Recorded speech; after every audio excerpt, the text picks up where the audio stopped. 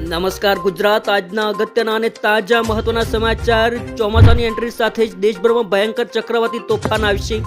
ફરી કમોસમી માવઠાનો બીજો રાઉન્ડ, તારીખો જાહેર, ખેડૂતો ખુશ ખબર, પાક નુકસાન વળતર 2000ના હપ્તાને લઈ આજના અગત્યના તમામ મહત્વના સમાચાર જાણીશું। એ પહેલા હજી સુધી તમે ચેનલ પર નવા છો તો ખાસ મિત્રો આ ચેનલને સબસ્ક્રાઇબ કરી લેજો। મિત્રો ચોમાસાની એન્ટ્રી સાથે જ દેશભરમાં ભયંકર ચક્રવાતી તોફાનની પણ દસ્તક થઈ રહી છે, જે બંગાળની ખાડી ઉપર બની રહ્યું છે અને અંદમાન સાગરથી લઈને કેરળમાં મોન્સૂન સાથે એન્ટ્રી કરી શકે છે।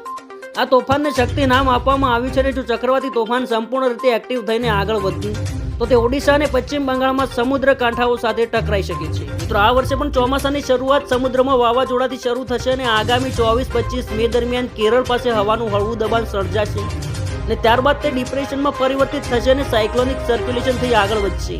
ત્યારે સૌરાષ્ટ્રના દરિયાકાંઠા અને દક્ષિણ ગુજરાતના દરિયાકાંઠા વિસ્તારોમાં પવન સાથે વરસાદ જોવા મળી શકે છે। ખેડૂત મિત્રોએ ઉનાળુ પાકનું વાવેતર કરેલ હોય તે ત્વરિત પાક લેવા સૂચન આપવામાં આવેલ છે। ભારતીય હવામાન વિભાગે અંદમાન સાગર પર એક સાયક્લોનિક સર્ક્યુલેશન જોયું છે, જે તારીખ 16 થી 22 મે વચ્ચે હળવા દબાણવાળા ક્ષેત્રમાં વિકસિત થઈ શકે છે।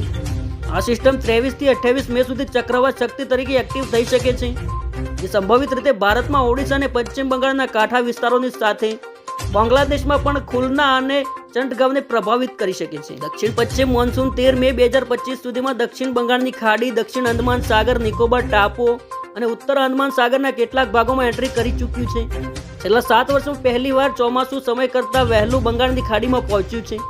ચક્રવાત શક્તિના એક્ટિવ થવાની કાંઠા વિસ્તારમાં પૂર, તોફાની પવન અને ખૂબ વરસાદ પડી શકે છે। તો ગુજરાત સહિત સમગ્ર દેશમાં 20 મે બાદ વાતાવરણમાં ભારે પલટો આવશે।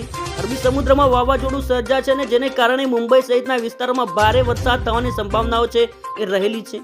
કેટલાક વિસ્તારોમાં 12 થી 15 ઇંચ જેટલો વરસાદ પણ પડી શકે છે।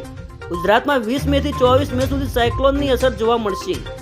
હાલની સ્થિતિમાં હવામાન વિભાગે તેના બુલેટિનમાં ક્યાંય નથી કહ્યું કે આગામી દિવસોમાં સાયક્લોનિક સર્ક્યુલેશન મજબૂત બનીને લો પ્રેશર એરિયા કે વાવાઝોડામાં પરિવર્તિત થશે। મિત્રો ગુજરાતના જાણીતા આગાહીકાર અંબાલાલે જો કે આગાહી કરી છે કે અરબી સમુદ્રમાં સાયક્લોન સર્જાશે, જેના કારણે મુંબઈ સહિતના વિસ્તારોમાં ભારે વરસાદ થવાની સંભાવનાઓ રહેલી છે।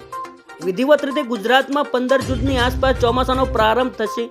જો કે અરબી સમુદ્રમાં સર્જાતું સાયક્લોન અસર કરશે તો ચોમાસું મોડું પણ થવાની સંભાવનાઓ એ રહેલી છે। ગુજરાતમાં 20 મે થી 24 મે સુધી સાયક્લોનની અસરો જોવા મળશે। આ અસરને કારણે ગુજરાતના દક્ષિણ અને સૌરાષ્ટ્રના વિસ્તારોમાં ભારેથી અતિ ભારે વરસાદ થઈ શકે છે। ત્યારબાદ મિત્રો ખેડૂતોને લઈને મોટા સમાચાર। ભાવનગર જિલ્લામાં કમોસમી વરસાદ બાદ સર્વે શરૂ, 80 ટીમ બનાવાઈ। કમોસમી વરસાદના લીધે ખેડૂતોના ઊભા પાકને પારાવાર નુકસાન થયું છે, જેથી ખેડૂતો દ્વારા પાકનો સર્વે કરી વળતરની માંગ પણ કરવામાં આવી રહી છે। ત્યારે ભાવનગર જિલ્લામાં ખેતીવાડી વિભાગ દ્વારા કમોસમી વરસાદ બાદ સર્વેની કામગીરી શરૂ કરવામાં આવી। જમ્મુ કાશ્મીરમાં પોલીસને મળી મોટી સફળતા, આતંકવાદીઓના 3 મદદગારની કરી ધરપકડ। જમ્મુ કાશ્મીરના બડગામમાં શુક્રવારે પોલીસને મોટી સફળતા મળી છે। પોલીસે આતંકવાદીઓના 3 મદદગારોની ધરપકડ કરી લીધી છે। સૂત્રોના અનુસાર ઝડપાયેલા 3 શખ્સો લશ્કરના આતંકવાદીઓના સંપર્કમાં હતા। ત્યારબાદ મિત્રો ગુજરાતના ખેડૂતોને લઈને મહત્વના સમાચાર। ટૂંક જ સમયમાં પીએમ કિસાન યોજનાનો આગામી 20મો હપ્તો રિલીઝ થવાનો હોવાથી કોઈ પણ ખેડૂત લાભાર્થી લાભથી વંચિત ન રહી જાય, એ માટે ખેડૂતોએ પેન્ડિંગ કાર્યવાહી સત્વરે પૂર્ણ કરવી અનિવાર્ય।